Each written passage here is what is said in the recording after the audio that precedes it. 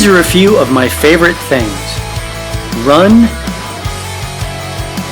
write, riff. Merging fitness, personal creativity, and your ultimate passion. Key parts for a happy and a healthy life. Hit the subscribe button and then the bell notification to be a part of this community. Leave a comment on your fitness, your personal creativity, and on your passions. We want to hear from you. This is about living a full life. Body, mind, spirit. Run, write, riff. My coaching trajectory changed 4 years ago when I took on a side gig as a high school coach for a small private school in Dallas. Let's recap my earlier days in running. Age 14 and immediately a top 5 runner for my school, meaning I was a scoring member of the varsity cross country team, a team that was top 5 high school program in the state of Florida. 13th at state as a sophomore in cross country, low 15:20s for 3 miles. Sub 10 minutes for 2 miles in virtually every race. As a junior, consensus All-American, meaning top 25 in the country, with a 14:17 PR for 3 miles of cross country. National Junior Olympic cross country champion. Senior year, ranked top 5 nationally in cross country. Undefeated season, setting the Florida State cross country high school record at 14:07, a record which still stands today several decades later.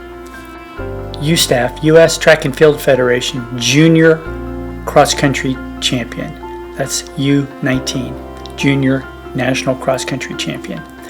After that, a D1 scholarship to Auburn, and was part of several SEC championship teams in both cross country and track, earning all SEC honors as both a freshman and a sophomore.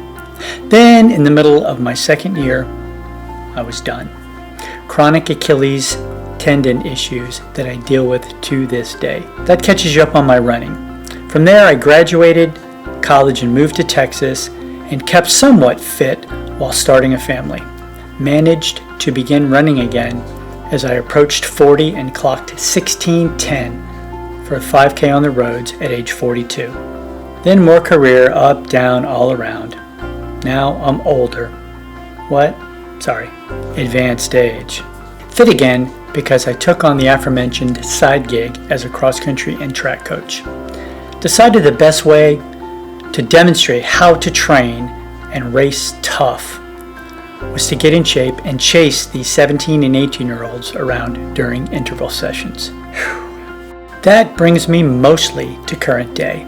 In 3 seasons immediately prior to my taking over the cross-country team, the boys were last, next to last, and last respectively in the state meet. Since then, my coaching tenure has produced all top 8 finishes as a team in cross-country, twice in the top 5, plus a top 3 finish in track. 16 competitors have finished in the top 5 individually at state meet during my coaching tenure here, plus 3 relay teams, as well as 3 individual state champions. Let's be clear, I am the cross-country coach, but one of 3 coaches in track, so I don't get all the credit when the track team has success. But I do feel like between myself and the other coaches, we have accomplished quite a bit. Beyond the coaching, I do feel like I've provided some mentorship for many of these kids, as well as improving their fitness and performance. I truly believe it should go beyond just the track. There are so many life lessons in such a sport. Every kid gets to participate. There is no bench, no second team.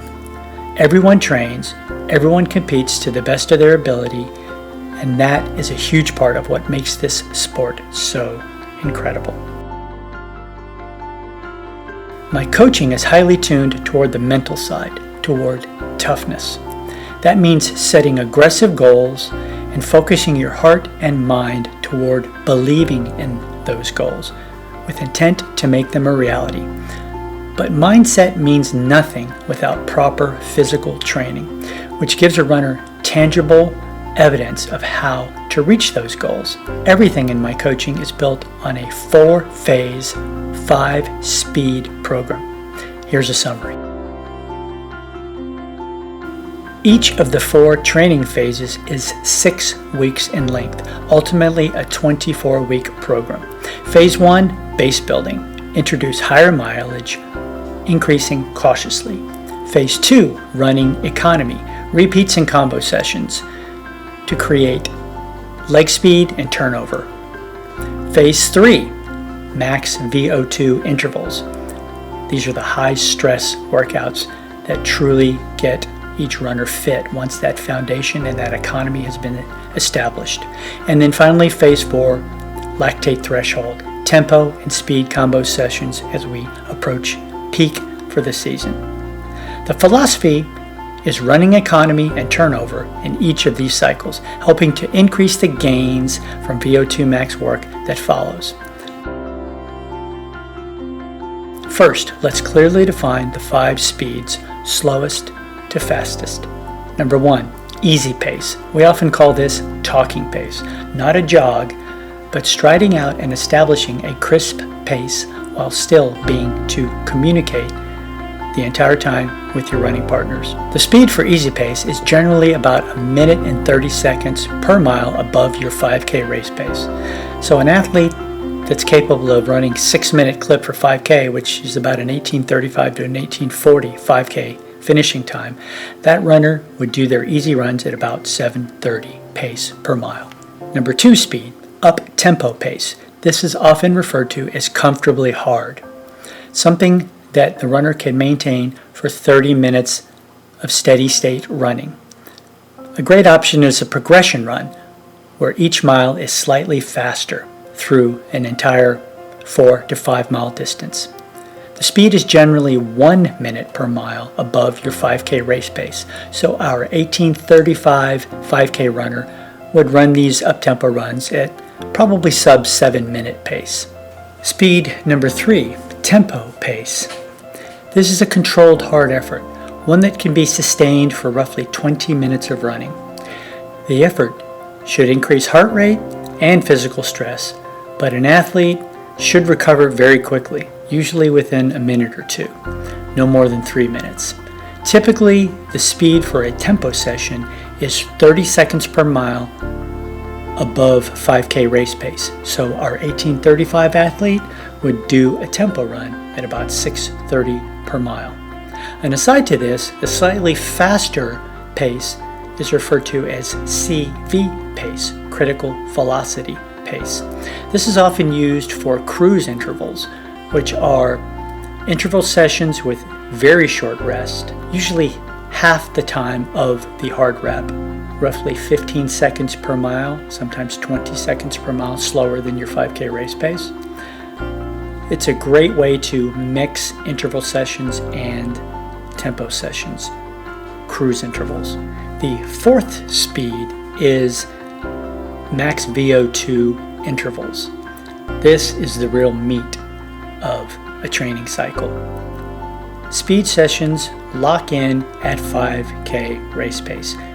These are often slightly longer reps, 400 meters up to 800 meters, sometimes 1K or as much as 1600 meters. For race pace intervals, the rest period should match the hard rep.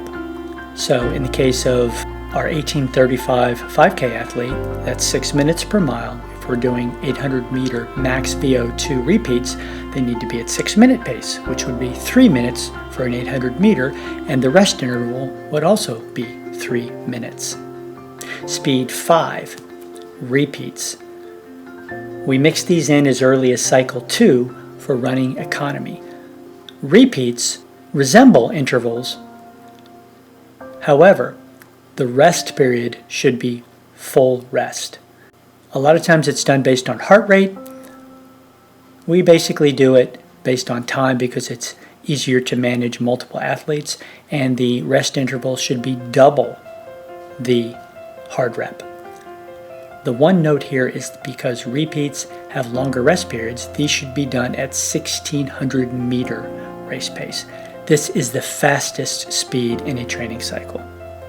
Now we'll circle back on the 4 phases of a training cycle, each being 6 weeks in length. That's 24 weeks total, pretty close to 6 months. Phase 1, foundation, base work. These are long runs, high mileage. This is where you increase capillaries within your body through the length of time spent running on a daily and weekly basis. We do mix in some cruise intervals and tempo runs, usually once a week, some sort of tempo or perhaps a CV session, just to get the heart rate up. And we do count the one extra long run, generally on the weekend, often Sundays, as a high stress session, because going from 8, 9, 10 miles up to 14 or 15 is going to be stressful. Phase 2 of the 4-phase training cycle is running economy.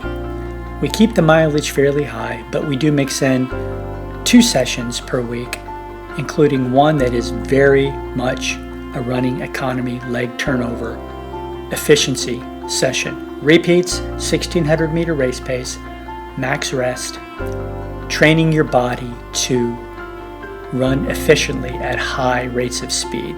Now this is very different from what I was taught as a young runner, where it just progressed from the easy pace running in phase 1, a little faster in phase 2, a little faster still in phase 3 for max VO2, and then the very fast repeats, the 1600 meter race pace efforts were done in phase 4, and the idea was that you were sharpening for your peak. We invert that, create the efficiency in phase 2, therefore the max VO2 intervals in phase 3 have a better foundation on which to build. Phase 3, max VO2, this is the heated race pace, high stress workouts. This is a key time to really focus on athletes. Injuries and ailments could crop up because you are pushing the body to its limit. Another important thing to note about phase 3 max VO2 intervals is that we often use combo sessions. We've outlined 5 speeds, and a combo session would be mixing at least 2, sometimes 3 of those speeds into one session. The 4th and final phase of the training cycle, as we outlined earlier, is lactate threshold. You've done the foundation work in phase 1. You've done the efficiency and turnover work in phase 2. Now you've hit some very intense max VO2 sessions in phase 3.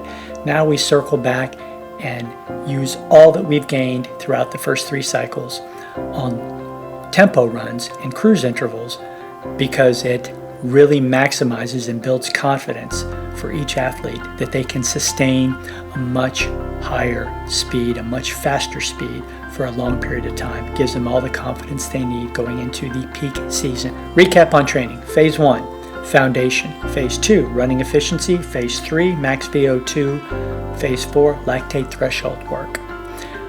This particular program is really a combination of what was taught by Dr. Jack Daniels in the running formula, as well as Tom Tin Man Schwartz.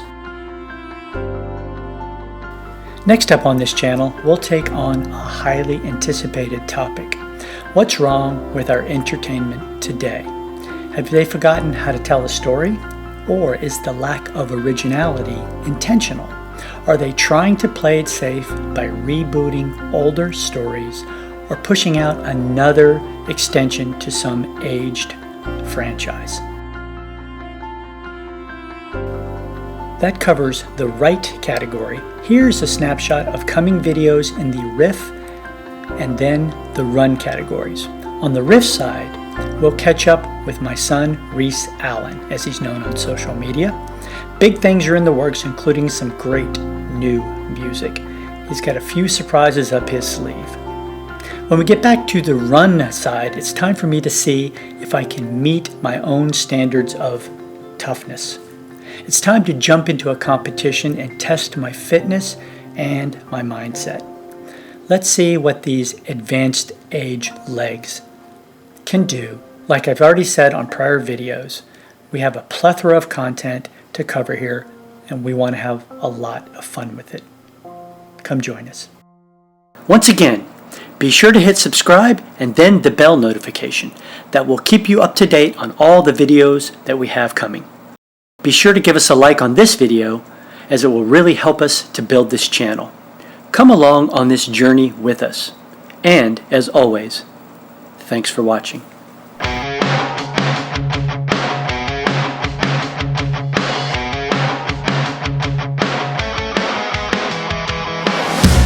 A happy and a healthy life. That's what we're about at Run, Write, Riff. These are my personal passions. Be sure to leave a comment about your passions. Let's engage and share life.